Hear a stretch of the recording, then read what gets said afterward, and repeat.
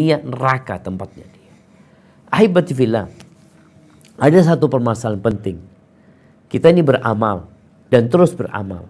Ingat, jangan hanya berpikir untuk beramal, tapi kita juga harus mulai berpikir tentang amalan kita diterima atau tidak. Karena apa gunanya kita punya banyak amalan kalau ternyata nanti di hari kiamat nggak ada gunanya.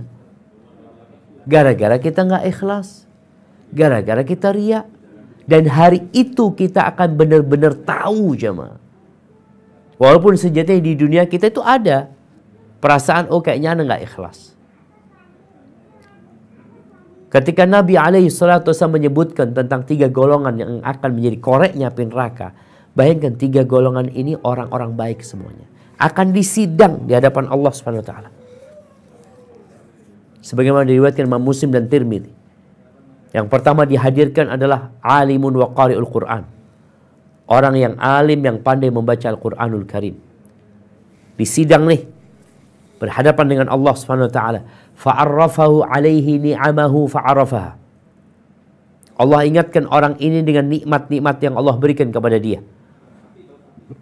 Seperti dikatakan tadi, bukankah aku sudah kasih engkau harta, kasih engkau kesehatan ya. Aku biarkan engkau menjadi pejabat, ini itu. Ketika orang ini mengakui semua nikmat yang Allah berikan, karena dia nggak bisa mengingkari untuk urusan nikmat itu. Lalu Allah bertanya, "Madza amilta biha?" Engkau gunakan buat apa?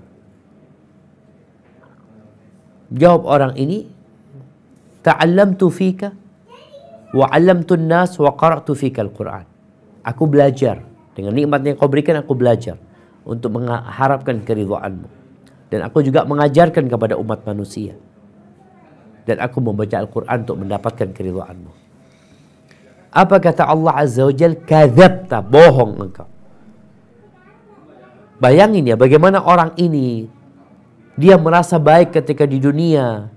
Dia sebagai seorang ustadz, sebagai tokoh agama yang banyak menyebarkan kebaikan. Tapi ternyata masalahnya di niat. Katanya niatnya lillahi ta'ala, ternyata bohong. Engkau belajar supaya dapat gelar orang yang alim. Dan engkau membaca Quran supaya dapat gelar qari, orang yang hafal Quran. Dan engkau sudah dapatkan itu. Maka di akhirat nggak dapat apa-apa. Allah perintahkan kepada malaikat untuk menyeret orang ini dan dilemparkan ke neraka. Diseret di wajahnya, kemudian dilemparkan ke neraka. A'udzubillahi minan nar. Bayangin jemaah. Sidang itu berbicara tentang niat. Jangan hanya berbicara, jangan hanya berpikir tentang amal. Aku sudah beramal, iya. Innamal a'malu binniyat. Amalan itu harus ada niatnya. Wa innamal likulli imri'in ma nawa, dan orang akan mendapatkan apa yang dia niat. Maka orang ini pun tadi dalam persidangan ternyata dia gagal. Dia mengatakan lillahi ta'ala, tapi Allah katakan enggak. Allah tahu dengan apa yang ada di hatinya. Akhirnya dia dilemparkan ke neraka.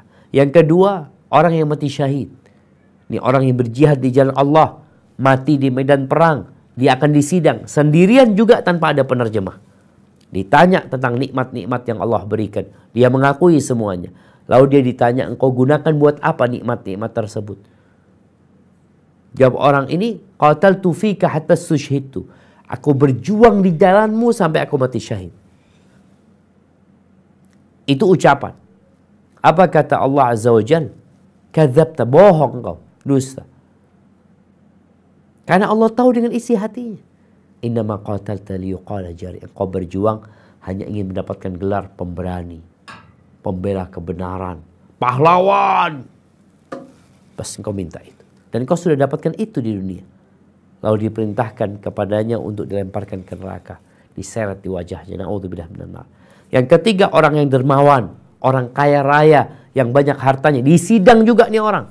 Tadi nggak ada keluarganya, wala anaknya, wala orang tuanya, wala orang-orang kampung yang mungkin mendapatkan manfaat dari pemberian dia, wala panitia masjid, wala panitia sekolahan yang disumbang sama dia. Yang ada engkau sendirian bersama amalan. Ketika ditanya orang ini tentang nikmat-nikmat yang Allah berikan, dia mengakui semua nikmat itu. Allah udah kasih semuanya kepada dia. Lalu ditanya, "Madza amilta biha?" Engkau gunakan buat apa nikmat-nikmat tersebut? Oh, jawab orang ini, "Ma min sabilin tuhibbu ayun faqafi illa anfaqtu fihi lak." Tidak ada satupun jalan yang engkau ingin harta yang kau berikan itu diinfakkan ke sana, melainkan aku sudah keluarkan, aku nafkahkan di sana untuk mendapatkan keridhaanmu. Ya, lisannya mengatakan untuk mendapatkan keridhaan. Tapi apa kata Allah Azza wa Jalla yang tahu dengan isi hati manusia? Kadzabta, bohong kau. Engkau berinfak hanya untuk mendapatkan gelar orang yang dermawan, orang yang baik, dan itu sudah engkau dapatkan. Maka kemudian diperintahkan kepadanya dan dilemparkan ke neraka. Ahibati fillah, akan tiba masanya kita berjumpa dengan Allah Subhanahu wa taala. Maka perbaiki kondisi rahasia kita tatkala kita sendirian. Pedulilah dengan dirimu tatkala tidak ada yang melihatmu, karena Allah senantiasa mengawasi. Insya Allah Allah akan jaga kita ketika kita di hadapan